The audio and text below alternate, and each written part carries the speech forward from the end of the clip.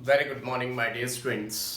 देखिए, हमारे दिमाग में इसमें बहुत सारे क्वेश्चंस चल रहे होंगे, जैसे कि आप देख सकते हैं नीट 2022।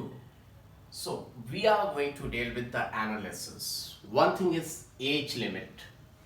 अब एज लिमिट बढ़ना भी बच्चों के दिमाग में एक शक पैदा करता है। वो शक किस बात का कि अब कितनी भी एज किसी की हो, वो सभी लोग कंपटीशन में आएंगे तो क्या कंपटीशन बढ़ जाएगा? खुद से सोचिए।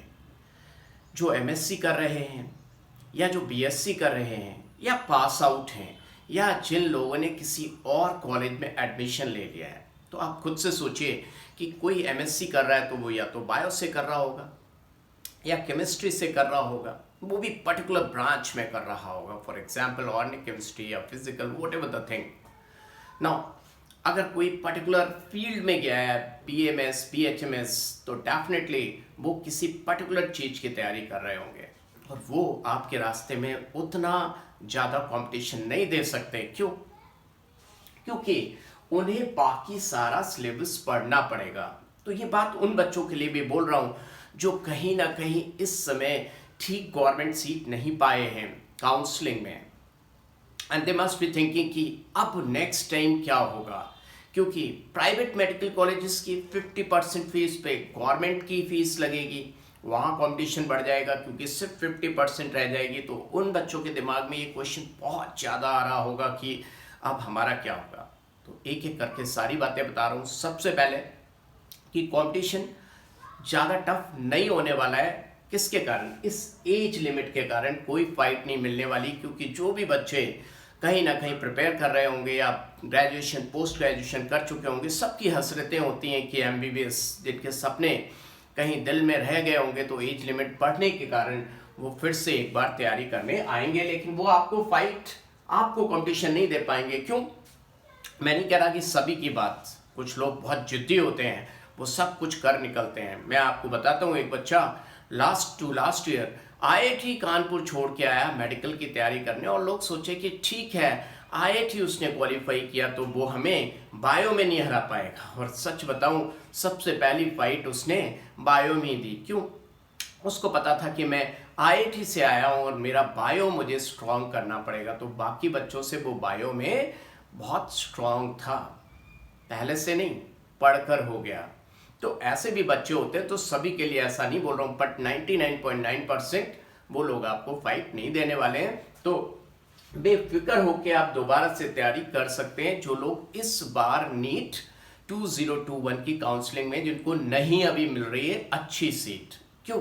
क्योंकि एक चीज होती कि आप जल्दी से कोई भी सीट ले लें और फिर बाद में रिग्रेट हो। क्यों? 5 साल बाद आप कहाँ होगे, अच्छे कॉलेज वाला कहाँ होगा, हो सकता है किसी ने एक साल और तैयारी कर ले और वो कहाँ पर होगा, ये मैटर करता है। इसीलिए ग्रेजुएशन पोस्ट ग्रेजुएशन के बाद भी लोग इस फील्ड में आ रहे हैं, तो क्यों ना आप पहले से ही एक अच्छे मेडिकल कॉलेज में जाएं, अपना ड्रीम कॉलेज में जाएं। हाँ, मैं मानता हूँ कि यहाँ से खड़े होकर बात करना बहुत आसान है, लेकिन खुद डिसीजन लेना पड़े, फैसला लेना पड़े तो बहुत टफ होता है, क्योंकि समाज का प्रेशर इतना ज़्यादा होता है कि बच्चा समझ नहीं पाता करें क्या।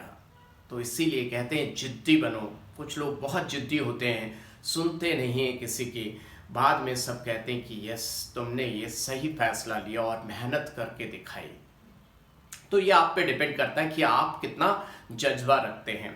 जज्बा होगा तो करेंगे। अच्छा, यहाँ पर भी दो बातें हैं। कुछ बच्चे सिर्फ और सिर्फ सीट के इंतज़ार में पल पल उनकी दिल की धड़कनें बढ़ रही हैं, और कुछ लोग मान के बैठे हैं कि इस बार की सीट को मैंने ठोकर मार दी क्योंकि मुझे अच्छी सीट नहीं मिल रही थी।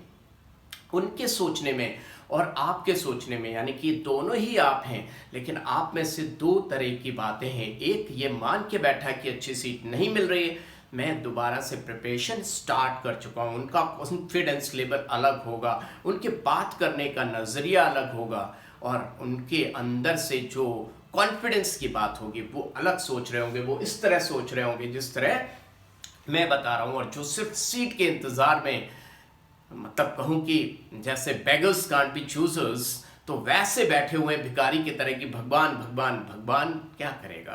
कभी कभी करता है, हमेशा नहीं करता। तो आपको अगर अच्छी सीट चाहिए, फैसला ठीक लेना है, डिसीजन सही लेना है, तो आप पढ़ाई अभी से तैयारी कर दीजिए। अगर आपको mock-up round, stay vacancy round में अच्छी सीट मिल जाती है तो ले लीजिएगा, और वो अच्छी सीट मुझे नहीं लगता कि बहुत अच्छी आपकी ड्रीम सीट होगी। तो बस 4 महीने की बात है, तैयारी करिए, कोई आगे नहीं है। और जो लोग फ्रेश तैयारी कर रहे हैं वो ये मान के चले इस एज लिमिट के बढ़ने से हो सकता है किसी का फायदा हो, लेकिन आपका कोई लॉस नहीं है। आपने देखा होगा यूट्यूब चैनल पे तरह तरह के लोग बातें कर रहे हैं, कंपटीशन बढ़ जाएगा, क्या हो जाएगा, कुछ नहीं होता। पढ़ने वालों के लिए कुछ भी नहीं है। एज लिमिट का कॉन्सेप्ट आप अपने दिमाग से निकाल दीजिए, आपको कुछ नुकसान नहीं होने वाला, और 50% फीस का भी कुछ नहीं होने वाला। किसी का भला हो रहा है तो हो सकता है, नुकसान किसी का भी नहीं है। बस पढ़ते रहिए, फिर मिलेंगे पढ़ते पढ़ते। All the best.